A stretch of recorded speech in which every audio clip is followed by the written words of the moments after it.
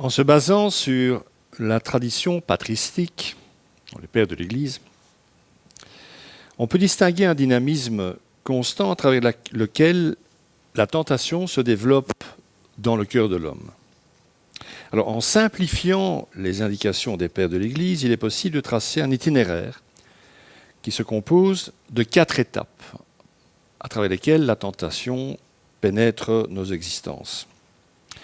Alors même s'il y en a 6 chez les pères, je les cite, la suggestion ou attaque, la liaison, le consentement, la captivité, ça c'est dans l'optique de Jean Climac, l'accomplissement et finalement ce que les pères appellent la passion.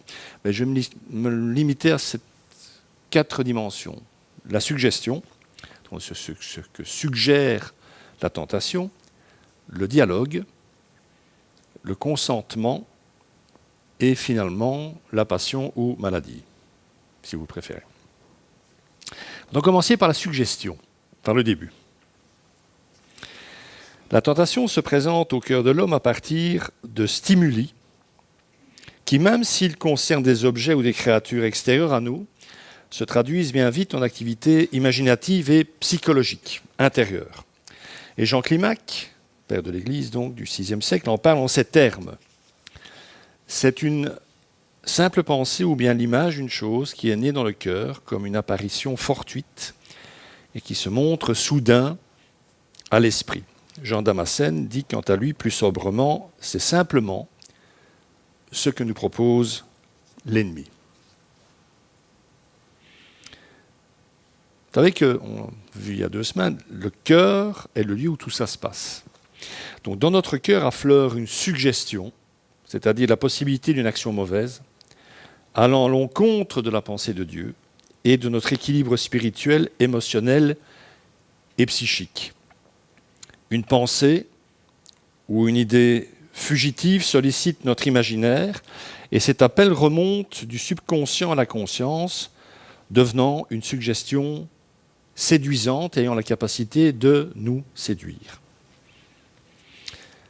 Un élémentaire discernement démontre qu'il s'agit d'une pensée mauvaise, il faut l'envisager donc, il faut l'analyser, dont l'origine ne se trouve pas en Dieu, tout simplement parce qu'elle n'honore pas Dieu, elle ne passe pas par le test, que j'appellerais donc de l'honorabilité, et dont Paul, me semble-t-il, nous parle en Philippiens 4, et on va lire ce texte. Enfin, frères et sœurs, portez vos pensées sur tout ce qui est vrai, tout ce qui est honorable, tout ce qui est juste, tout ce qui est pur, tout ce qui est digne d'être aimé, tout ce qui mérite l'approbation, ce qui est synonyme de qualité morale et ce qui est digne de louange. Si ça vous vient, c'est très bien. Si ça ne passe pas ce test-là, il faut commencer à s'inquiéter. D'ailleurs, les symptômes nous indiquant qu'il s'agit bien d'une mauvaise pensée se font très sentir. Notre cœur se trouble, la pensée en question le prive de sa paix et le livre à l'anxiété, à l'excitation. Comme je pense l'avoir déjà dit précédemment, le récit de la Genèse présente d'ailleurs le péché comme une force insidieuse et agressive, prête à prendre possession de l'homme comme une bête sauvage tapie dans l'ombre, tel un prédateur qui se prépare à bondir sur sa proie. Comme le dit aussi le Siracide, le livre de Ben Sirac, un apocryphe juif du IIe siècle avant la naissance de Jésus, le lion est à l'affût de sa proie, ainsi le péché guette ceux qui pratiquent l'injustice. Alors Pierre, l'apôtre Pierre, ne dira pas autre chose dans sa première épître, il dit quelque chose d'analogue. Soyez sobres, restez vigilants, votre adversaire le diable rôde comme un lion rugissant, cherchant qui dévorer. C'est intéressant, 2 siècles de distance, que la référence au lion est la même. Est-ce que Pierre lisait le Siracide? C'est probable. C'était un livre de la sagesse juive qui avait beaucoup de lecteurs à l'époque. On remarquera donc la référence à cette image commune entre Pierre et le Siracide. Si l'on recourt à une autre image, on peut affirmer que la suggestion exerce sur le cœur humain une force de séduction analogue à l'attraction sexuelle. Et ce n'est pas pour rien, les textes bibliques vont dans ce sens-là, vous allez comprendre. Voilà pourquoi, par exemple, le psalmiste décrit l'itinéraire qui conduit l'homme à consommer le péché en se servant précisément de la métaphore sexuelle. On peut trouver ça dans le psaume 7, et j'ai souligné « Voici le méchant est en travail. Vous savez ce que c'est être en travail, hein, qu'une femme en travail. Pour l'iniquité, et il conçoit le trouble, et il enfante le mensonge. C'est dans la traduction de Darby. Oui, parfois, il a mieux traduit que les autres, hein, ça arrive. Le pécheur donc conçoit le mal, il porte le méfait et enfante finalement le malheur. Et le Nouveau Testament de s'en faire lui aussi l'écho, hein, rappelez-vous l'épître de Jacques, lorsque nous sommes tentés, ce sont les mauvais désirs que nous portons en nous qui nous attirent et nous séduisent. Puis le mauvais désir conçoit et donne naissance au péché. Et le péché, une fois parvenu à son plein développement, à terme, engendre, mais au monde, la mort. Ça, c'est dans l'introduction du Semeur. Alors, même si nous ne possédions pas tous ces témoignages bibliques, notre expérience nous enseignerait très vite que la tentation fait partie de notre vie, fait partie de l'être humain. Nous sommes tous tentés et aucune tentation ne nous est étrangère. Pour les pères du désert, cela est si vrai que la reconnaissance de la tentation et la prise en charge du combat qu'elle impose sont indispensables au salut. Voilà un apophthegme d'un père du désert. Quiconque n'a pas été tenté ne pourra entrer dans le royaume des cieux, supprime les tentations, et pas un n'est sauvé. Alors qu'est-ce que ça veut dire? Ça veut simplement dire que si vous n'êtes pas tenté et que vous ne vous battez pas contre la tentation, si vous ne rentrez pas dans ce combat spirituel, c'est que vous ne connaissez pas le Christ. Parce que quelqu'un qui ne croit pas en Dieu ne se bat pas à ce niveau-là.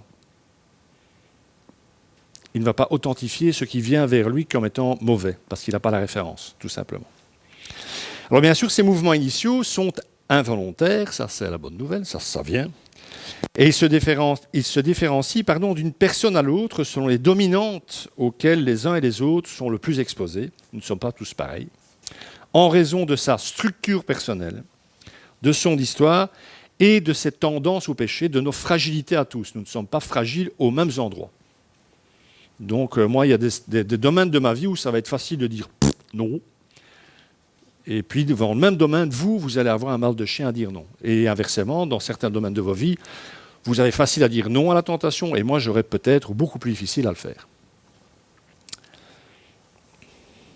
Ces suggestions dépendent aussi toutefois, je crois que j'en avais déjà touché un mot, de notre manière de vivre, évidemment. On peut les alimenter. Les rencontres, les lectures, les images s'inscrivent en nous et laissent des traces et des échos qui ressuscitent sans crier gare, avec souvent la puissance accrue du désir d'y céder. On peut polluer son cœur aussi sûrement par des paroles, des images, des lectures ou des attitudes que notre corps l'est par la pollution, par exemple. On se pollue l'âme d'une manière invraisemblable, très souvent. Donc le combat spirituel, parce que c'est bien de ça dont il s'agit, exige dès lors, comme condition préliminaire, un contexte d'hygiène des sens. Nous sommes responsables de ça. Des yeux, du regard en particulier. Des images que nous emmagasinons et que nous cultivons. Une grande vigilance sur notre imaginaire est requise. Et il est probable que dans les semaines à venir, je parlerai de l'imaginaire d'ailleurs. Donc la suggestion particulière qui va naître en nous à un moment donné va en fait dévoiler la qualité de notre cœur. C'est le sens de la phrase de Jésus, hein, c'est ce qui sort du cœur qui souille l'homme. Ça nous permet de savoir où en est notre cœur, au-delà de ce que nous pouvons nous-mêmes en penser en disant tout va très bien, ça va dépendre de ce qui va sortir de votre cœur. Donc, la suggestion, la tentation va un moment manifester les désirs et les fantasmes qui l'habitent. Le positif de tout ça, parce qu'il y en a, rassurez-vous, étant que savoir donner un nom aux pensées qui nous séduisent signifie déjà entrer dans une connaissance embryonnaire de soi et de ses fragilités. Si on est capable de commencer à mettre le doigt sur ce qui nous pose problème dans ce domaine-là, on commence à mieux se connaître. Et on est déjà quelque part en marche vers une forme de guérison. Et on peut donc se prédisposer à la lutte. Si je sais que j'ai une faiblesse à un endroit, je dois bétonner cet endroit-là, je dois être plus vigilant à cet endroit-là.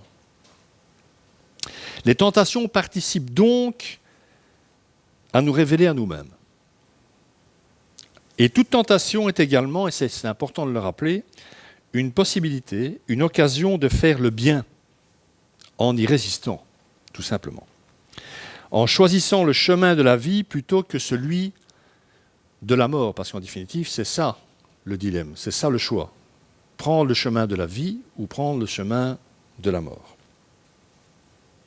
Il s'agit dès lors, comme je l'ai dit tout à l'heure, d'interpréter la suggestion pour comprendre si elle est bonne ou mauvaise, car vous l'aurez remarqué comment on pense tout le temps. Certains plus que d'autres sans doute, mais tout le monde pense en permanence. Ce sont des milliards de pensées, de synapses qui s'articulent, qui se bousculent dans notre tête 24 heures sur 24. Pour ça m'a toujours fait rire quand on parlait de faire le vide.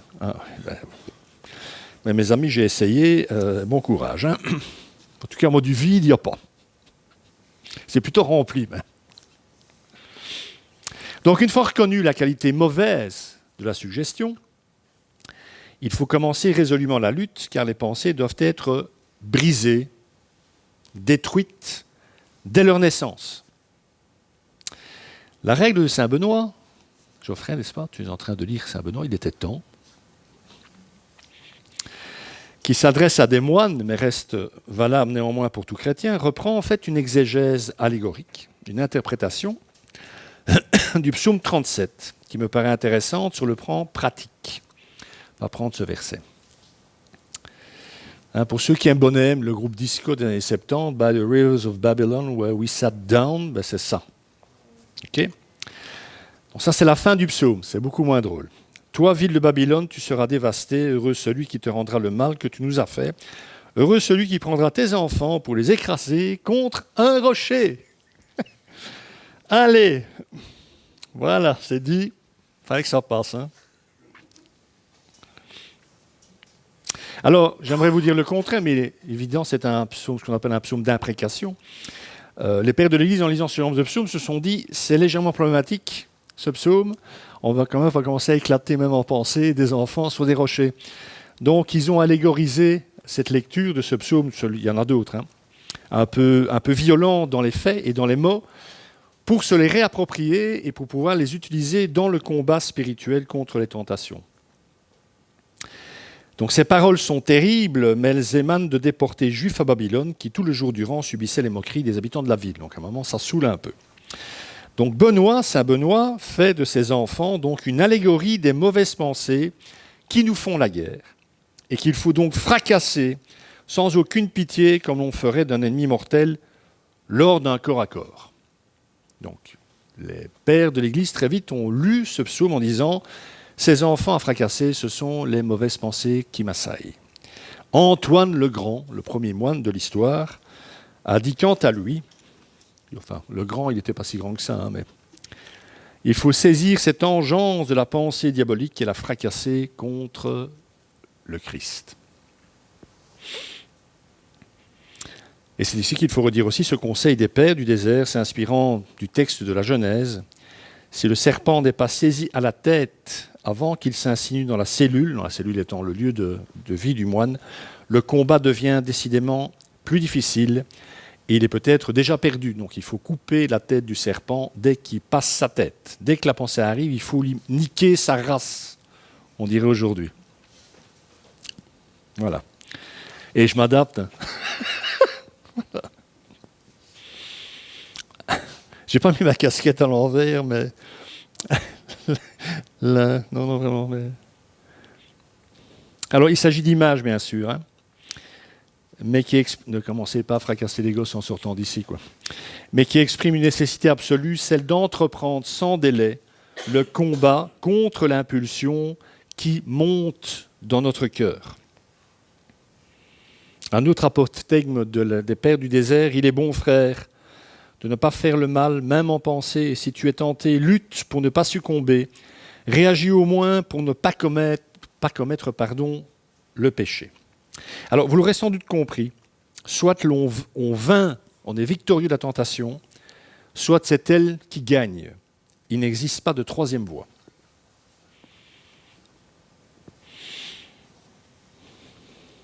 Il est temps d'aborder maintenant le deuxième mouvement de notre symphonie diabolique. C'est joli ça. Hein.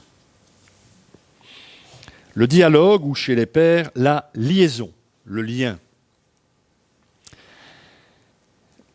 Oui. Si l'on s'entretient, on dialogue avec la suggestion que l'on instaure avec elle donc un dialogue, je l'ai dit, celle-ci grossit au point de devenir une présence harcelante et obsédante qui nous domine et nous prive dès lors de notre liberté intérieure. Et c'est là, notons-le en passant, un moment essentiel, notamment pour une bonne hygiène du cœur, dit entre autres Enzo Bianchi. Il fait remarquer que, par exemple, la dépression, en effet, commence justement par une pensée fixe qui nous assaille et nous ôte peu à peu l'envie de vivre, c'est obsessionnel. Il est évident que l'entretien plaisant, auquel on prend goût avec la tentation, selon l'expression d'Éphrem, le Syrien. Donc, ce dialogue plaisant avec la suggestion, cette consommation invisible et intérieure encore du péché, il n'est pas encore commis, mais il commence à être commis à l'intérieur, représente ensuite le prélude à sa manifestation concrète par le biais d'actions véritablement pécheresses. C'est ici qu'il faut apporter les nuances qu'apportent les pères, justement. Jean Climac définit la liaison ou dialogue comme suit. Une conversation avec ce qui vient de se manifester, accompagnée ou non de passion. Autrement dit, elle est neutre ou elle est maladive. Comme l'indique cette dernière précision, il convient de distinguer 2 degrés dans ce contact. Un premier degré qui est la simple conversation avec la pensée, homilia en grec, où l'homme s'arrête sur la pensée et l'entretient en s'entretenant avec elle, mais sans y adhérer. Il l'analyse. Il la soupèse. Il n'y a pas de péché à ce niveau-là. Il est simplement en train de l'analyser. C'est-à-dire sans aucunement s'attacher à elle. Il ne s'attache pas à elle. Il ne se passe rien. Mais il analyse. Ce qui vient est en train de monter en son cœur.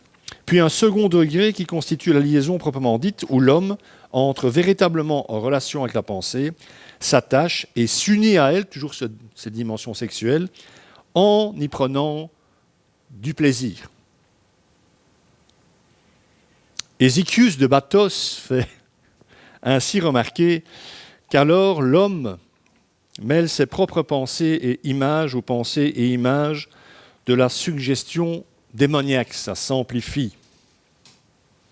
On s'imagine des choses. Du fait de cette union, l'image ou la pensée démoniaque croît de plus en plus, donc grandit et se dilate jusqu'à paraître désirable, belle et plaisante à l'esprit. À ce stade-là, on n'est pas loin de se laisser prendre par elle.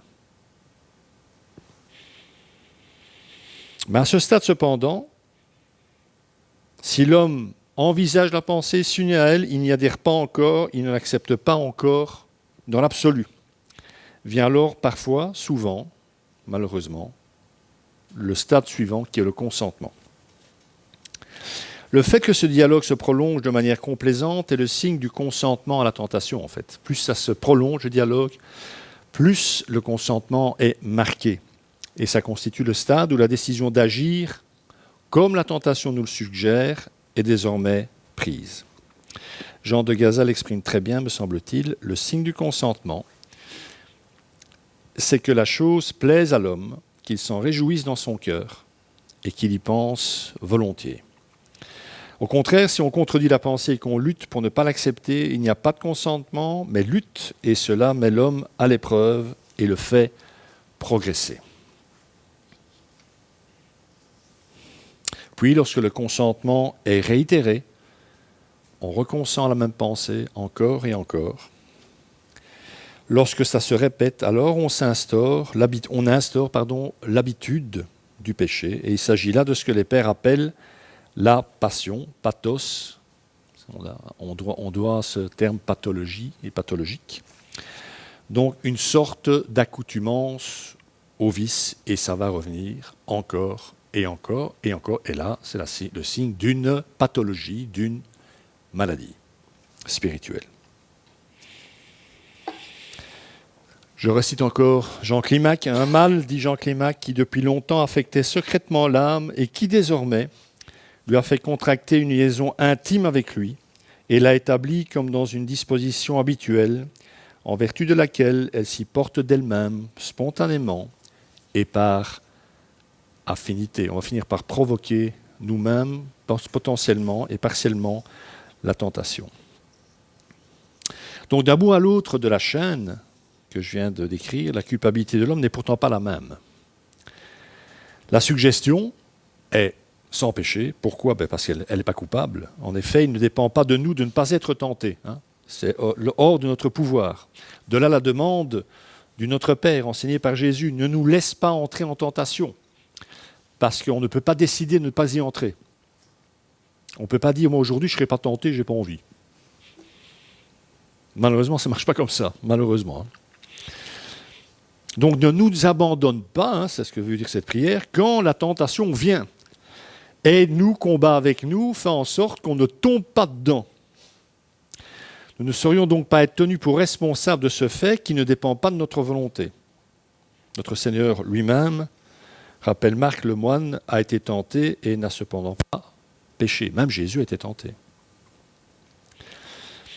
La liaison, elle, donc, peut être sans péché, car au premier degré de ce stade, l'homme peut s'entretenir avec la pensée sans s'y attacher. Au second degré de ce stade, malheureusement, il y a une union avec la pensée où l'homme commence à prendre un certain plaisir à ce qu'elle suggère. Elle n'est cependant pas entièrement un péché dans la mesure où l'homme n'a pas encore consenti à la pensée. Vient ensuite le consentement, et c'est cette étape qui constitue véritablement le péché. C'est ce consentement que le démon cherche à obtenir si c'est un problème démoniaque. J'aimerais vous dire que c'est toujours le cas, c'est plutôt, je ne vais pas dire rare, mais on produit assez en nous de dysfonctionnement sans que le diable vienne s'occuper de nous. Mais parfois ça arrive. Les pères de l'Église, à un certain stade de vie spirituelle, ils sont tout le temps attaqués par des démons parce que de leur ancienne nature, ne produit quasi plus rien de négatif. Donc, quand il y a une tentation, c'est une pression démoniaque. Alors pour ceux qui ont envie de savoir comment je distingue le fait que c'est quelque chose qui émane de moi ou c'est une pression démoniaque, ça c'est pour les derniers stades, n'est-ce pas, de la faculté de théologie diabolique que je vais ouvrir bientôt. Et c'est 12 ans d'études. Donc, à un moment, ça peut se poser comme la question. Qu'est-ce qui est extérieur à moi, qu'est-ce qui vient de l'intérieur ? Donc tant que l'homme n'a pas donné son consentement à la pensée, il reste libre et échappe au pouvoir des démons, lequel pouvoir se limite en fait à la suggestion. Ça, c'est la bonne nouvelle. Ils ne peuvent pas vous forcer à faire quoi que ce soit. Ils peuvent vous le suggérer uniquement. Ça, c'est ce que rappelle Cyril de Jérusalem. Une fois son consentement donné, la faute est définitivement commise et l'homme devient dès lors captif de la pensée. Il se trouve entraîné malgré lui et ne peut plus rien faire pour retourner en arrière, c'est trop tard. Il va consommer le péché, si vous préférez. Alors, si les pères décrivent si précisément le processus de la tentation, c'est pour souligner que s'il ne dépend pas de nous de ne pas être mis en présence de ce type de suggestion, il dépend entièrement de nous de les accueillir ou de les rejeter. C'est une bonne nouvelle. On peut dire non. Je ne dis pas que c'est facile. On parle de lutte dans la Bible. Donc ça, quand on parle de combat ou de lutte, c'est que c'est quand même difficile. Mais on peut dire non. Martin Luther, le réformateur, s'inspirant des pères, reprend cette vérité sous forme de parabole. Tu ne peux pas empêcher les oiseaux de voler au-dessus de ta tête, mais tu peux les empêcher d'y faire leur nid.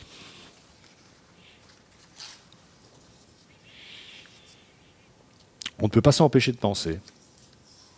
Mais l'on peut choisir ce à quoi l'on pense. On ne peut pas anticiper ni empêcher la tentation, mais l'on peut choisir d'y résister. On peut choisir de se battre. Et c'est pour que nous comprenions bien que jusqu'à un certain point du processus, à savoir le consentement, il est totalement en notre pouvoir d'éviter d'être soumis aux pensées. C'est pour nous faire savoir enfin qu'à partir de ce point, nous perdons ce pouvoir afin que nous puissions intervenir à temps, qu'il y ait quelque chose à faire. La connaissance de ce processus permet donc au final d'appliquer une stratégie adéquate, du moins je l'espère, pour faire échec aux pensées et aux entreprises qui les inspire. Je vais m'arrêter là pour aujourd'hui, parce que je sais que c'est du dense. On continuera dans la semaine prochaine, si vous le voulez bien. Et on arrivera aussi aux pathologies, etc. etc. J'essaierai d'expliquer ça le mieux possible. N'étant pas un spécialiste dans le domaine. Je ne me suis pas avalé les pères de l'Église. Ils ont fait des volumes entiers, parce que pour eux, c'était fondamental. La vie chrétienne, une bonne partie de la vie chrétienne, ça se résume à ça, en fait. Voilà, que le Seigneur bénisse sa parole.